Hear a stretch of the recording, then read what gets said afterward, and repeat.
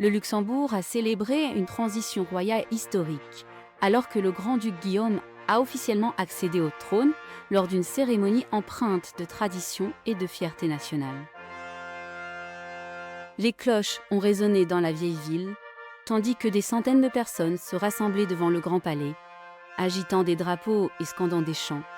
Âgé de 43 ans, le nouveau souverain est apparu au balcon du palais aux côtés de son épouse, la grande-duchesse Stéphanie, et de leurs deux jeunes fils, Charles et François.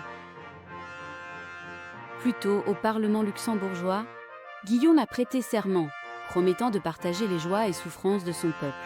Dans son premier discours, il a évoqué les paroles de son arrière-grand-mère, la grande-duchesse Charlotte, prononcées en 1919, et a établi un lien entre les défis d'alors et ceux du monde d'aujourd'hui.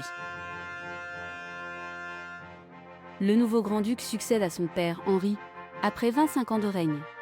Des membres des familles royales de Belgique et des Pays-Bas ont assisté à la cérémonie et une réception est prévue ce soir avec le président français Emmanuel Macron et le président allemand Frank-Walter Steinmeier.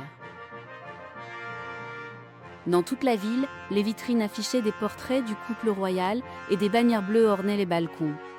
Les festivités se poursuivront tout le week-end avec une tournée nationale et une messe dimanche à la cathédrale Notre-Dame. Le Luxembourg, dernier grand-duché d'Europe, est peut-être plus petit, seulement 700 000 habitants, mais aujourd'hui son cœur royal battait fort et fier.